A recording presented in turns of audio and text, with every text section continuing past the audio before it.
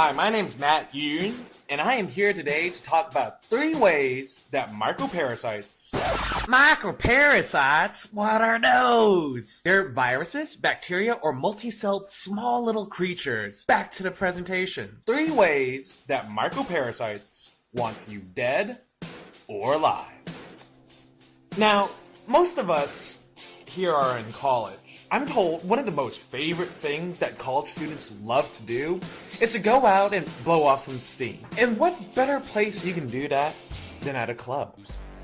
So let's say that you're at the club and you see this one hot, wasted girl, and you say, "That's tight," which is why you saunter over, and long story short, you end up hooking up with her that night. And what you didn't realize, that while you weren't using protection that night, was that she was in fact infected with the common rhinovirus. You didn't actually think I was going to say STD, right? Within a couple of hours, your body starts showing off the signs, fighting off the foreign microbe in the form of a fever. This is an example of a microparasite that causes your body to elicit an immune response.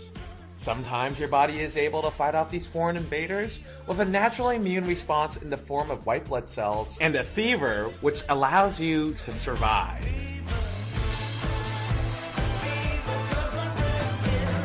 Pretty good, right?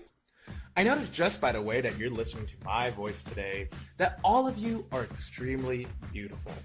So beautiful that I'm willing to hazard a guess that you all must have kissed multiple girls or guys when you were in high school. As a matter of fact, you probably kissed so many people that you ended up getting mononucleosis or mono. Let's get back to the Clizub for another example. Remember that Jaeger bomb that you've been drinking all night long? Well, you decided to give your friends a sip because they wanted to taste of your Jaeger bomb. Well, within a few days, your friend complains of being tired and sleepy. The reason why, you ask?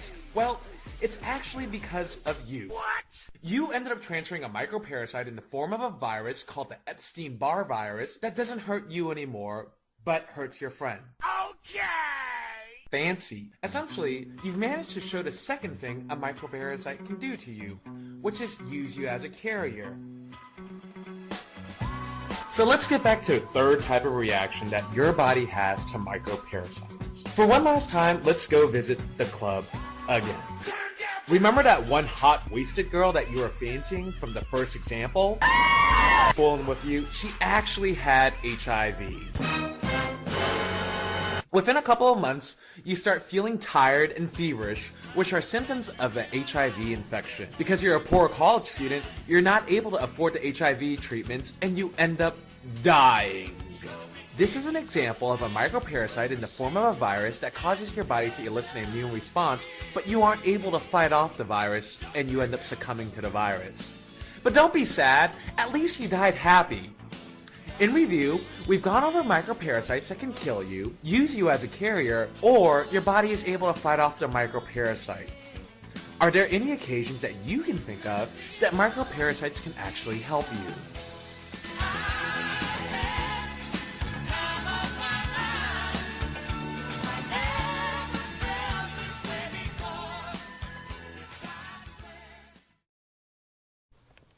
Hi everyone, I'm Christina Hill. In this HISPM 711 Power of 3 video, I'm going to be discussing orthogenic spurts as described by William McNeill in Plagues in Peoples. I will explain what orthogenic spurts are and discuss their significance for the early development of some of mankind's most important traits. I'll also explain how orthogenic spurts fit into today's class topic, which explores the social and natural environment's impact on disease in early history. Let's get started. The word orthogenic, as used today, refers to a corrective procedure of some kind that is designed to promote healthy development. We generally think of the term spurt as rapid progress, like when a kid suddenly seems to grow a foot taller in the span of a couple of months. An orthogenic spurt is just what it sounds like, a change that promotes healthy development relatively rapidly or over a relatively short period of time. Generally speaking, evolutionary theory proposes that developmental changes occur slowly through natural selection. We're talking millions of years to develop a single trait. However, some genetic traits are game changers. When humans took advantage of these traits, they enlarged their food supply and increased their chances for survival by such wide margins that these traits culminated much more rapidly than usual in the evolutionary progress of the species. That's why these flurries of evolutionary development are known as spurts. Like a kid growing through a growth spurt, the developments are moving much more rapidly than normal. Orthogenesis was one of the most prominent hypotheses of species development in the 19th century. Proponents claimed that special traits evolved in a unilinear fashion toward an ultimate goal, rather than according to survival value as natural selection proposed. Although nonlinear and complex paleontological patterns emerging in the fossil record largely debunked this theory soon after its advent, the term orthogenic is still used today to describe certain evolutionary developments that may occur in a linear fashion to reinforce a beneficial characteristic.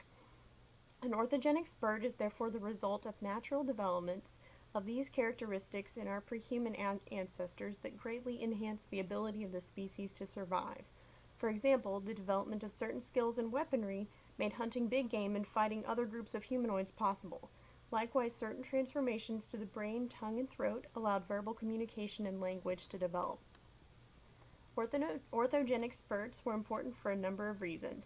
The accumulation of beneficial traits over a shorter period gave groups of humanoids a fighting chance as they competed against disease, war with each other, and starvation for survival. In fact, it soon upset the balance of power, tipping the scales in favor of man over nature as groups of hunters became more skilled with the development of communication skills and language. The effective hunting of big game massively increased food source. McNeill says that the development of language made hunters fully human for the first time. It allowed them to have a greater measure of control over their surroundings as they gained new skills and learned behaviors became traditions to pass down through the generations. In short, orthogenic spurts reflected the rapid accumulation of the traits that humans needed to survive and thrive in their natural environment and to interact in their social environment.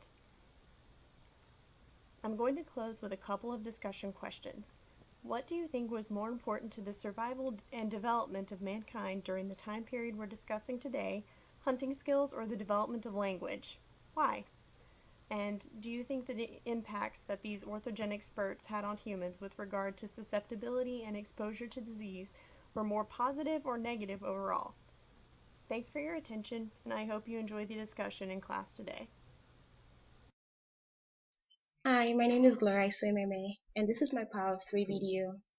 I'll be talking about the grand invention of clothes. Today, there's hardly anyone who steps out of their homes without putting on some pieces of clothing. It would be completely abnormal to see an individual walking on the streets without having clothes on. This was not the case some 1,000 years ago. The human race has gone through a series of evolutionary processes, and the grand invention of clothes is one of such orthogenesis.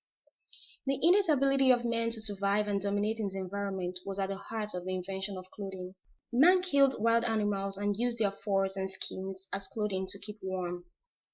However, over the years, the purpose and style of clothing has gone beyond just keeping warm. With the invention of this modern behavior of man, people have made fortunes from designing clothes and selling them. The first person who invented clothing will probably be shocked that there are singular pieces of clothing item that cost more than an annual minimum income. Not only does clothing have economic importance, it can be used as a form of identification of your origin, social status, and even sometimes your profession.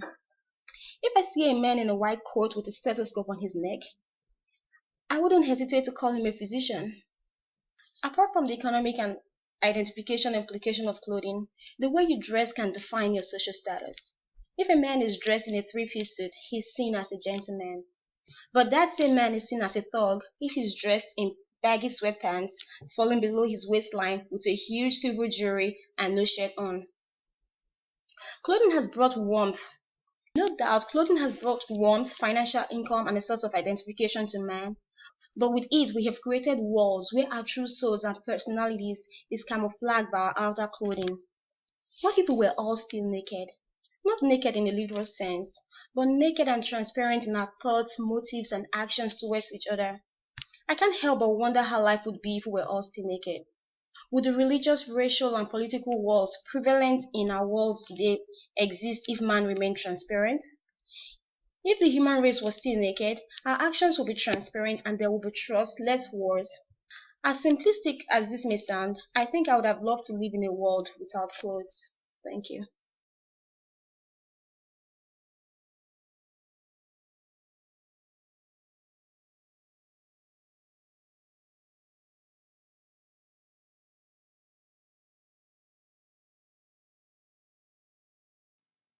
Hello everyone, I am Dua Al-Jabri and I'm presenting for you a short brief about the birth of agriculture and its impact on human disease and the social environment.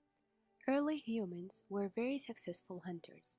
However, the growing population needed more stable food supply, so they began farming. The agricultural revolution, which occurred between 12,000 and 8,000 years ago, was the wide-scale transition of many human cultures from a lifestyle of hunting and gathering to one of agriculture and settlement, allowing the ability to support an increasing large population.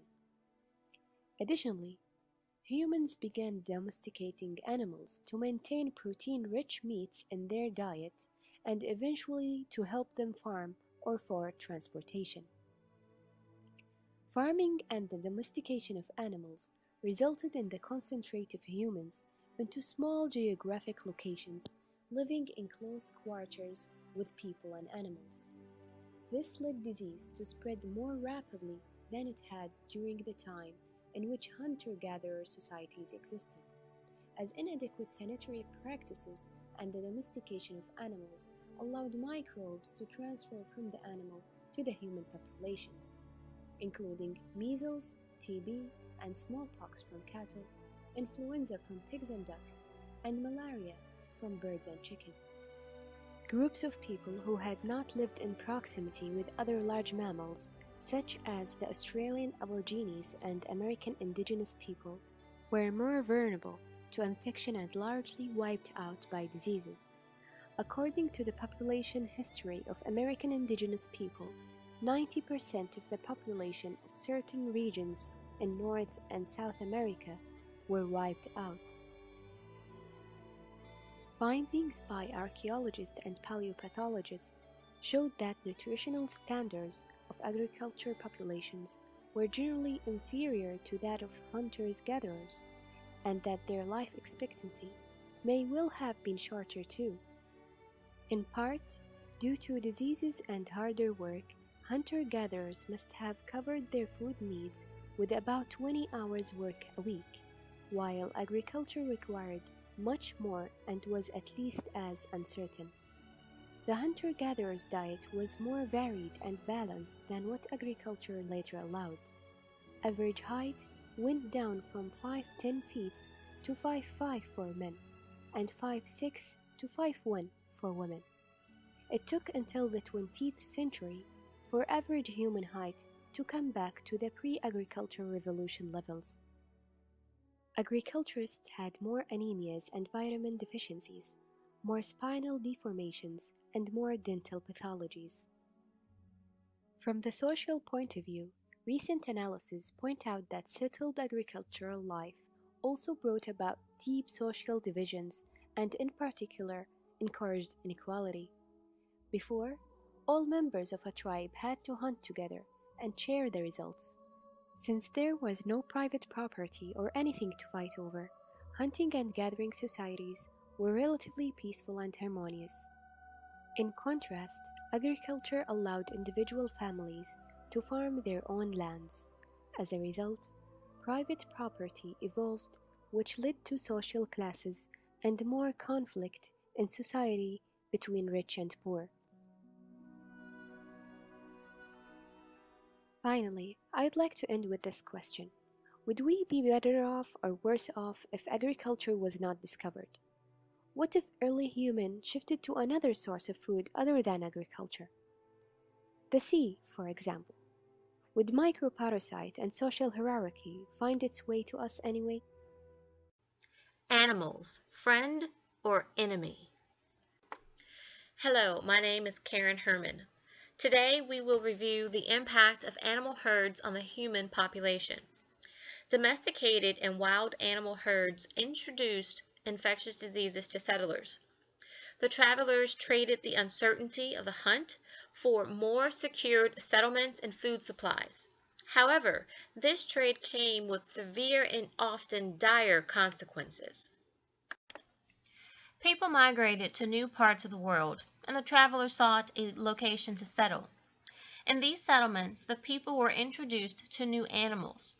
Some of the animals were domesticated for reliable food sources like poultry, pigs, and cows, or for other uses like companionship, such as dogs, or labor, such as horses, donkey, and oxen. As for the wild animals like monkeys, bats, and rodents, the amount of human interaction varied, but occurred when humans encroached on the animals' habitat when expanding land and exploring. As settlements grew, human and animal interaction could not be avoided. In some settlements, human expansion permanently disrupted nature. Unknown to the settlers, domesticated and wild animal herds introduced infectious diseases. As you know, diseases caused by parasites, bacteria, and viruses naturally occur, and society had no initial protection from these diseases. The domestication of animals for a reliable source of food and the establishment of permanent settlements both came at the price of illness and death to the settlers in the form of infectious diseases. These diseases can cause a range of symptoms from mild illness to death. The disease may be mild in the animal population, but causes severe symptoms in humans. Let us look at a domesticated animal, the pig, and the H1N1 virus. The world was on edge with fear due to the 2009 H1N1 outbreak. Everyone thought the 2009 outbreak was going to be another pandemic, like the 1918 Spanish flu outbreak that caused an estimated 50 million deaths worldwide. Now, to a wild animal example. Let's take the fruit bat and the Ebola virus. The Ebola virus has a very high mortality rate, upwards of 90%. The current Ebola outbreak is ongoing with a mortality rate around 50%. These are just two examples of the infectious diseases associated with animal herds. We rely on animals for our survival and advancement. Consider how we use animals in modern food production. At what cost will we produce more chemically treated and hormone-enhanced meat? We may have created a breeding ground for more virulent infectious diseases like antibiotic-resistant salmonella. Now, consider how we use animals in modern science. What will we lose in our pursuit of a perfect drug tested and manufactured at the expense of thousands of animal experiments? Hello, I am Dua Al-Jabri and I'll talk today about the bubonic plague, which is also famous by the Black Death. The term bubonic plague is derived from a Greek word that means swollen lymph nodes. It is usually resulting from the bite of an infected flea with Yersinia pestis bacteria, which aggregate in the gut of infected fleas and result in the flea regurgitating ingested blood, which is now infected, into the bite site of a rodent, such as rats and mice, who spreads the bacteria and seek out other prey when their redundant hosts die. Once established, bacteria rapidly spread to the lymph nodes and multiply. As the disease progresses, the lymph nodes can hemorrhage and become swollen and necrotic. Bubonic plague was documented in 3 great outbreak waves. The first outbreak of the bubonic plague was recorded in the Byzantine Empire during the 6th century and was named the Plague of Justinian after Emperor Justinian I, who was infected but survived through extensive treatment. The epidemic is estimated to have killed 50 million people in the Roman Empire alone, because the infectious disease spread inland by the transferring of the merchandise through Justinian's efforts in acquiring luxurious goods of the time and exporting supplies. His capital became the leading exporter of the bubonic plague. The second outbreak was in the late Middle Ages, around the 1340s, where the disease may have traveled along the Silk Road with the Mongol armies and traders.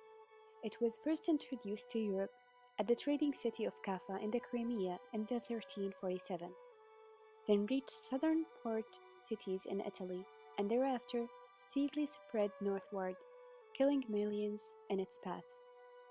Arab historians Ibn al-Wardani and al-Makrizi believed that Black Death originated in Mongolia, and this was proven correct as Chinese records showed a huge outbreak in Mongolia in the early 1330s. The Black Death emptied entire villages of people and created mass hysteria. The death toll was so great that a very religious continent thought that God was punishing man for sin. When it finally reached England in 1347, it wound up destroying more than a third of the population of the country, and from that time on, the disease would occur again and again all over Europe until the end of the 18th century. Because the plague killed so many of the working population, wages rose with the demand for labor. Some historians have seen this as a turning point in the European economic development. The third plague pandemic started in China in the middle of the 19th century, spreading to all inhabited continents and killing 10 million people in India alone. 12 plague outbreaks in Australia in 1900 to 1925 resulted in over 1,000 deaths. This led to the establishment of a public health department there, which undertook some leading-edge research on plague transmission from rat fleas to humans via the Yersinia pestis. Finally, here's a question for discussion. Can the plague be used as a bacteriological weapon? Will the modern bombs be fleas carrying out the bubonic plague? Are we ready for a biological weapon threat? Hello, I'm Nora Al-Sharif, and I'll briefly be talking about the preparedness of the world's largest annual pilgrimage, Hajj, by the Saudi Arabia government. Between 2 and 3 million pilgrims from more than 183 countries make Hajj each year to Mecca in Saudi Arabia, which is a religious pilgrimage that every Muslim should undertake at least once in his lifetime. This represents an enormous organizational challenge in all aspects, especially the provision of healthcare within the Ministry of Health. Religious events and festivals can be attended by large numbers of pilgrims from within and outside the host country. One of the main public health concerns in relation to mass gatherings is the importation or exportation of infectious disease and spread between attendees and to the local population. The gathering of huge numbers of pilgrims can compromise the health system of the host countries. Moreover, the threat to global health security presented by infectious disease that might be exported to the pilgrim's home country shows the significance of advanced planning, global communication, public health surveillance, and response at religious mass gatherings. The Saudi government has a well-established system for the planning and administrative issues in relation to the Hajj. To minimize the health risk to the pilgrims, the Saudi Ministry of Health liaises with governments of all countries from which pilgrims visit Mecca. The public health measures for Hajj are focused on provision of safe water and food supplies, sanitation, vector control, pre-travel health regulation and advice about vaccinations, health checks, and specific immunization at the port of entry, health education campaigns, and provision of free health care to pilgrims through several clinics and hospitals. A proactive public health program is initiated before each Hajj, with focus on prevention of health hazards and healthcare provision during the pilgrimage. A multidisciplinary group of experts from various government sectors are involved in the advanced planning of health services, logistical support, and communication for the Hajj, along with continuous monitoring of emerging infectious disease. For instance, working together to control the Middle East respiratory syndrome coronavirus infection to not be transmitted to other pilgrims and avoid a worldwide epidemic. During Hajj, gastrointestinal infections are a major health hazard. Therefore, public health measures at the Hajj are focused on provision of safe water and food supplies, sanitation, and vector control. A Committee for Water Security Control does a daily inspection of the quality of drinking water to ensure that the chlorine pumping equipment function properly. Inspection of all main water supply sources and water tanks at various locations, including government departments and food stores in Mecca and the other holy sites, are done throughout the year. Furthermore, due to the warm, moist environment in Saudi Arabia, It is vulnerable to mosquitoes that are vectors for transmission of arboviruses and malaria. Therefore, a widespread vector control program is in action with routine and widespread pesticide spraying campaigns along the year. In Hajj, this program is intensified, and the Ministry of Health liaises closely with the Ministry of Public Health and Ministry of Agriculture to coordinate and assess pest control, identify the zones and density of mosquitoes, and undertake spraying campaigns. Specific teams spray housing units earmarked for pilgrims who come from dengue endemic areas such as India, Pakistan, and Bangladesh, with long-lasting pesticide before the arrival of the pilgrims. The teams also spray government departments and all field accommodation used by pilgrims, such as tents at holy sites, with a long-lasting pesticide. In accordance with the international health regulations, all aircraft and ship carriers are required to provide an official valid carrier sanitation certificate to verify the insecticide spraying was done before arrival at the port. These are only few examples of the huge efforts done by the Saudi governments and public health departments before, during, and after Hajj. Finally, here's a question for discussion.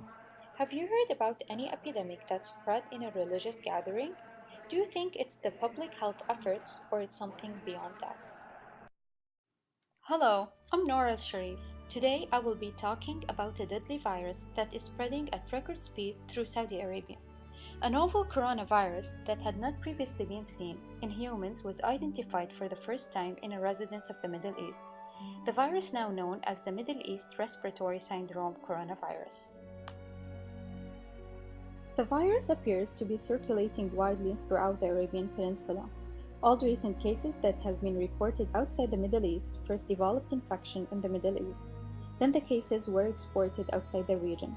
A typical case of MERS consists of fever, cough, and shortness of breath. Pneumonia is a common finding on examination.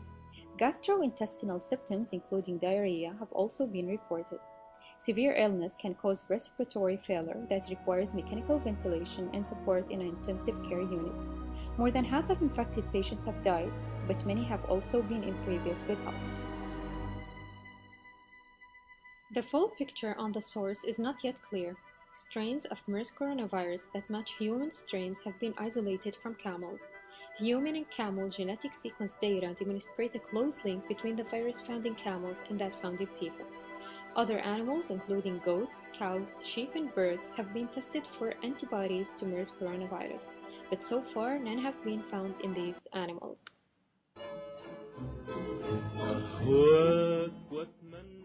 Camels play an important role for Bedouin people in Saudi Arabia as well as in other Gulf countries.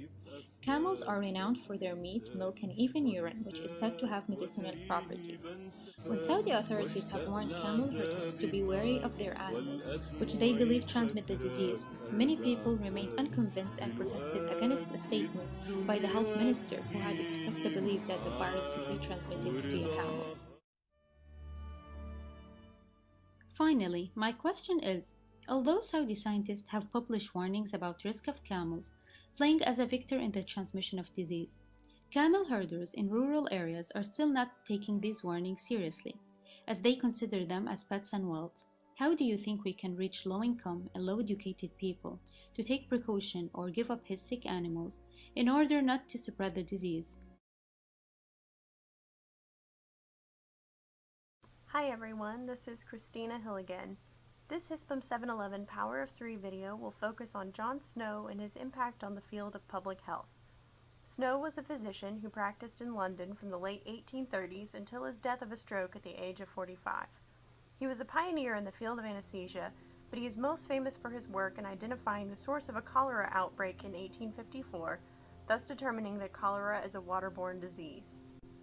London in the 1850s was the largest city on the planet, and in fact it was the largest city in history up to that point in terms of population. It was also a highly unsanitary place to live. Livestock were often kept in homes, and sewage management systems often consisted of open cesspools in the basement. Outbreaks of disease were quite common, and cholera was one of the most deadly. Every few years, it would kill several thousand people in the course of a few days. Experts in the then fledgling field of public health became convinced that bad airs, called miasmas, were the source and carrier of cholera. the city administration passed the Nuisance Removal Act of 1848, mandating that citizens empty out their cesspools and dispose of their waste in the river to eliminate these bad airs. Unfortunately, this measure increased cholera incidence, as it is a waterborne disease, rather than decreasing it. John Snow was a practicing physician at the time of a particularly virulent outbreak in a neighborhood near Broad Street in 1854. One sick child's waste had been dumped into a cesspool that was near to the Broad Street pump and was leaking into the well water. Snow had argued for some time that cholera was waterborne rather than airborne, but had not convinced the medical community. He teamed up with a minister named Henry Whitehead and determined through door-to-door interviews that households stricken by cholera all shared in common the Broad Street pump as their source of drinking water. Snow created a map to document the number of deaths at each residence, demonstrating visually the source of the outbreak at the pump. When Snow presented his information to the parish officials, the handle of the pump was removed to keep people from obtaining water at that source. This halted the outbreak and prevented further cholera infection from that pump. Unfortunately, after the outbreak subsided, the officials replaced the handle of the pump and rejected Snow's conclusions, sticking to their theory of airborne cholera. However, Snow's ideas were disseminated and slowly began to make an impact on public health practices. The last really debilitating outbreak of cholera in London was in 1866, according to Stephen Johnson.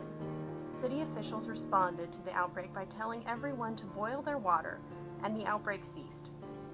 John Snow had by that time been deceased almost a decade, but the world looks back on his work as the first real touchstone of epidemiological research.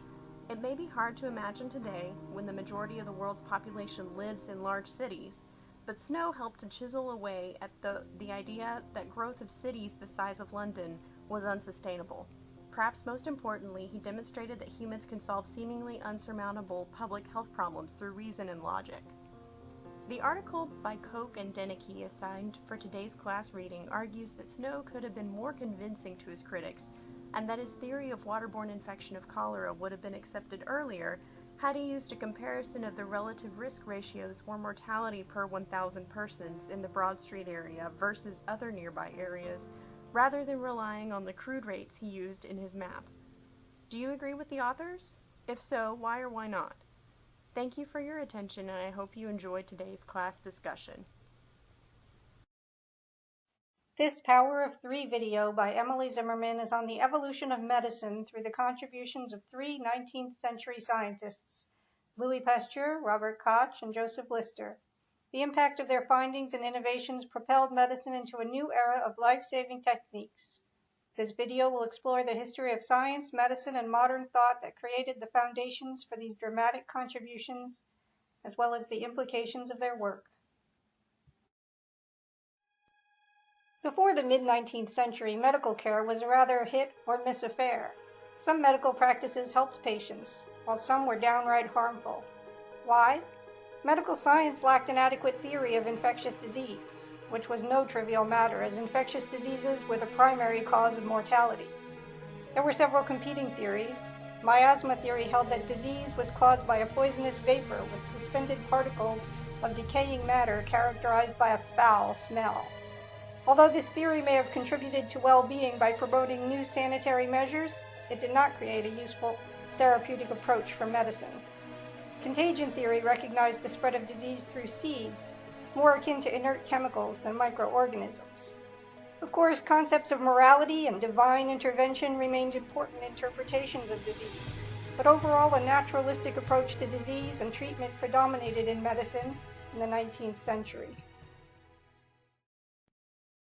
In addition to naturalistic ideas about health and disease, tools for investigating the human and natural environment were a necessary precursor to advancement. As the stethoscope allowed for a view of physiological functioning from the inside, starting in 1816, the microscope was a necessary precursor to germ theory. But, McNeill states that in the 1880s, the microscope abruptly reversed the balance of medical opinion. In fact, a relatively powerful microscope was invented in the Netherlands in the 17th century. making possible the observation of microorganisms by about 1700. Bacteria were even observed in the blood of infected animals years before Pasteur's experiments, but they were thought to be the result of disease rather than the cause.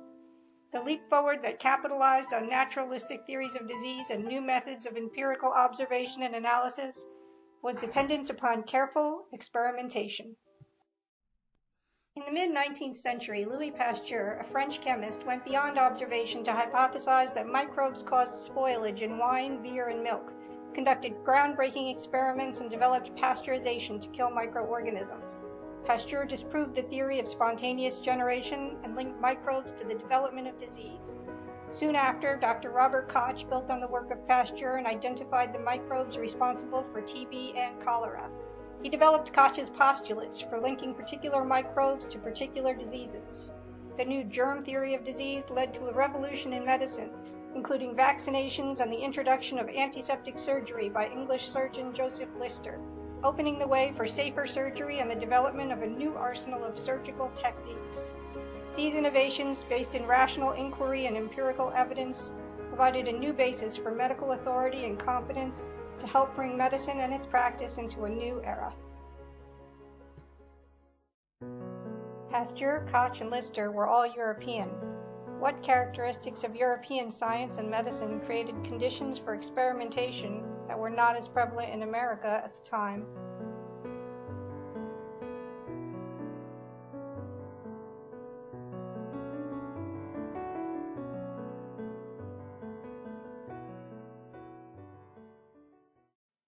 Hello everyone, I am Doal Jabri and I'll talk to you today about the significant work of Goldberger and Seidenstreicher in the field of public health.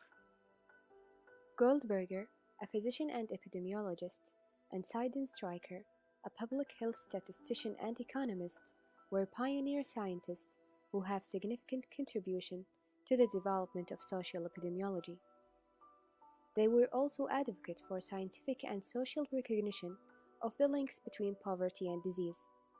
Their work together started in 1914 when they were assigned to an investigation of pellagra in the south of the United States. Between 1900 and 1940, the pellagra killed at least 100,000 individuals.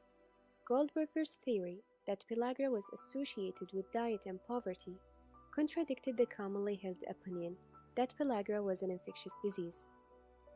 Although half of these pellagra victims were African American and more than two-thirds were women, contemporary observers paid little attention to these gender and racial differences in their analysis of disease.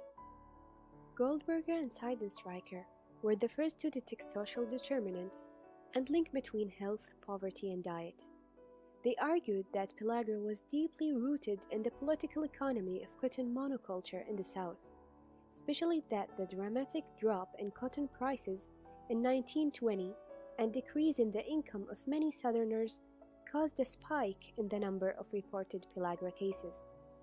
They also found a significant correlation between the rise and fall in the price of animal protein foods and the disease's onset and remission. To prove this hypothesis, Goldberger tried to prevent and cure the disease with a dietary intervention in 2 orphanages that have high rates of endemic pellagra. He kept the sanitary conditions unchanged during the study to exclude bias and arranged for 2 groups of ill and healthy children to receive a new, more varied diet. Results showed no new cases of pellagra occurred and almost all children with pellagra were cured. Goldberger then repeated the study in a mental asylum, using both a treatment and a control group followed up for 1 year. Of 72 patients with pellagra, all were cured after the introduction of the new diet. Critics were still hassling Goldberger that pellagra was an infectious disease, not a dietary disorder, which made him angry and frustrated. He hoped that one final dramatic experiment would convince his critics. On April 1916, he injected 5 cubic centimeters of a pelagran blood into the arm of his assistant, Dr. George Wheeler. Wheeler shot 6 centimeters of such blood into Goldberger. Then they swabbed out the secretions of a pelagran's nose and throat and rubbed them into their own noses and throats. They swallowed capsules containing scabs of Pelegrin's rashes. Others joined what Goldberger called his filth parties, including his wife, and none of the volunteers got pellagra. Despite Goldberger's heroic efforts, few physicians remained staunch opponents of the dietary theory. For Goldberger's final work, he abandoned the epidemiologic method, believing that it had confirmed his original hypothesis and had reached the limits of its own potential. Goldberger and his colleagues moved from community observation to clinical experiment, producing excellent examples of both public health research and clinical investigation. The most striking aspect of Goldberger and Seidenstreicher work was its flexibility and sensitivity to social and economic context. Seidenstreicher introduced a systematic way of thinking about diseases, their social distribution, and the methods to study them, and the implications for health policy. He pioneered rigorous survey methods not only in the United States, but subsequently for the League of Nations. Goldberger, in himself and in his career, personifies the emergence of epidemiology as a discipline built on its own logic from data founded on observation, experiment, and evidence-based action at the population level. In the scale and complexity of Goldberger's and Seidenstreicher's work, in their dependence on team techniques and interdisciplinary studies, they were forerunners of a new idiom in the social approach to disease, and built the roots of social and clinical epidemiology in the 20th century. Finally, here's a question for discussion. How do you think social determinants in health have shaped our today's research?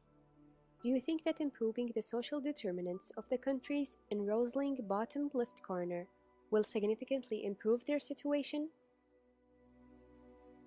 Hi, my name is Gloria Esoememe, and this is my Power of 3 video. My topic today is, when and why did medicine begin to make an impact on health? Prehistorically, people had various ways and customs that helped prevent and treat diseases.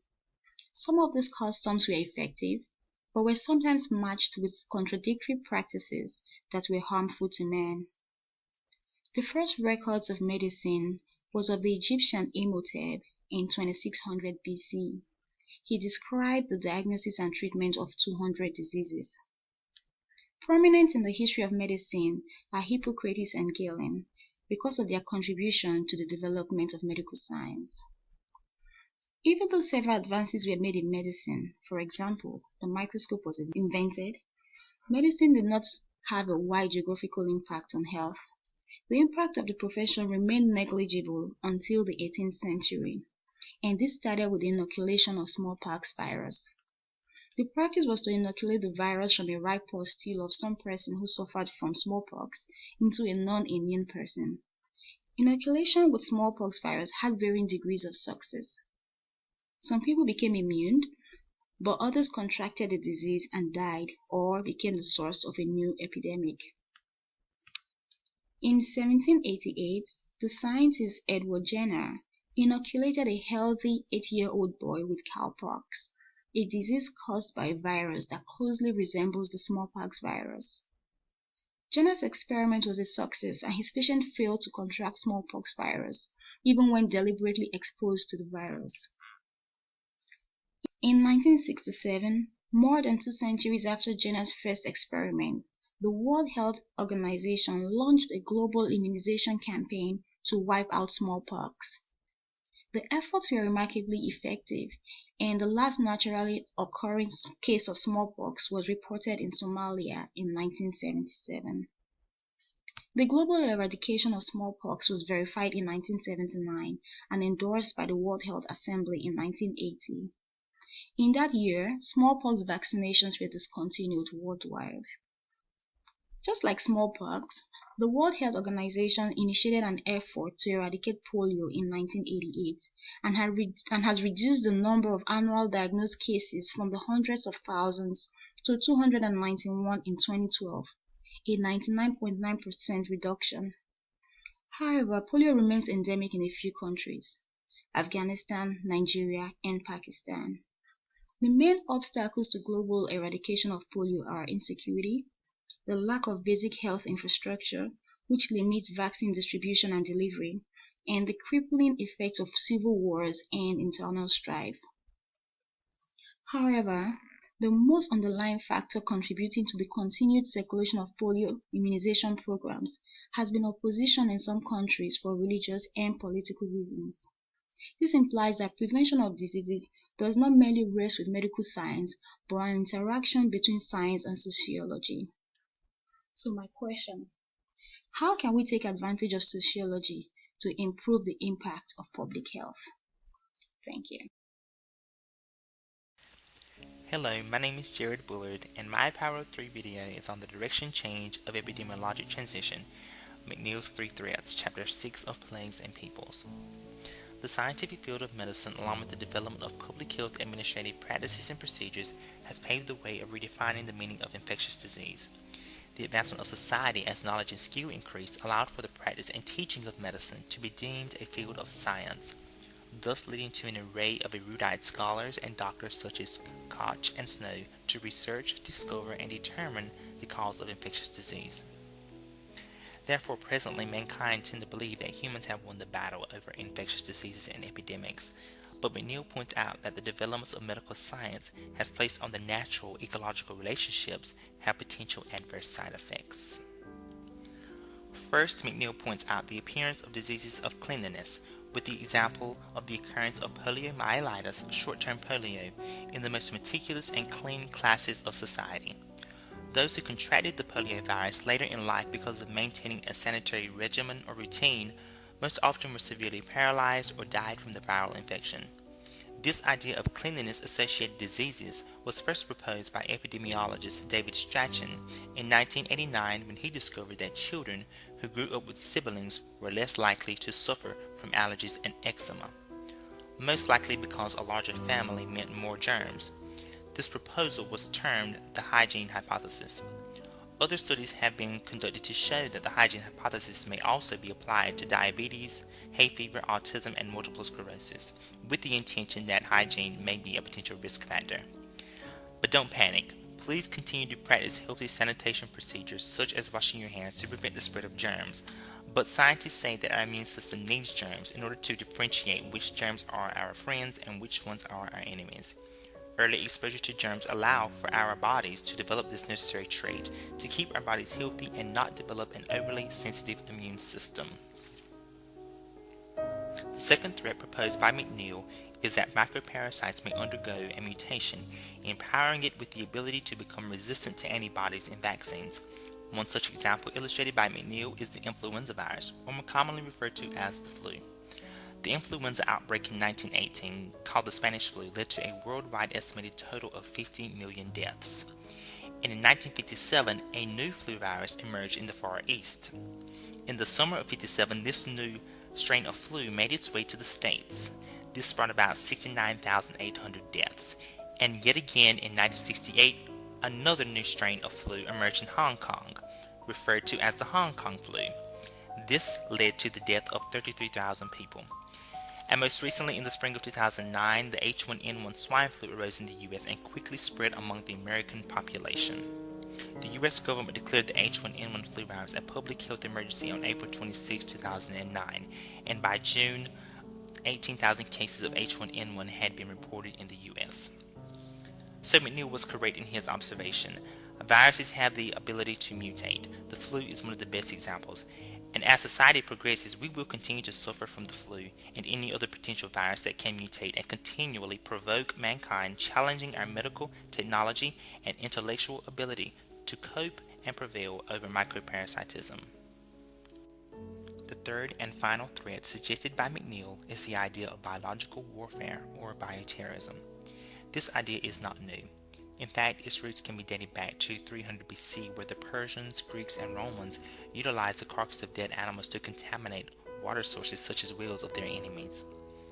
Other examples of biological warfare can be identified in World War I, where the Germans developed anthrax, glanders, and cholera and a wheat fungus to use as bioweapons. And during World War II, the Japanese operated a secret bio-warfare research facility in Manchuria. Experiments were conducted on human prisoners. More than 3,000 victims were exposed to anthrax, syphilis, and many others. The U.S. formed the War Research Service, where they researched the use of anthrax and botulinum toxin as weapons in the 40s. This research continued into the 1950s and 60s. So once again, McNeill was on point that the side effects of knowledge, growth, technology, and medical research can potentially allow infectious diseases to once again dominate. We cannot underestimate the intelligence of microparasites. We humans think that we are the dominant species, but let's not get carried away. These threats could come to pass. And as the saying goes, history repeats itself. So I would like to leave you guys with a discussion question. How can we begin to prepare to tackle these possible threats if they tend to emerge in the future? Thank you.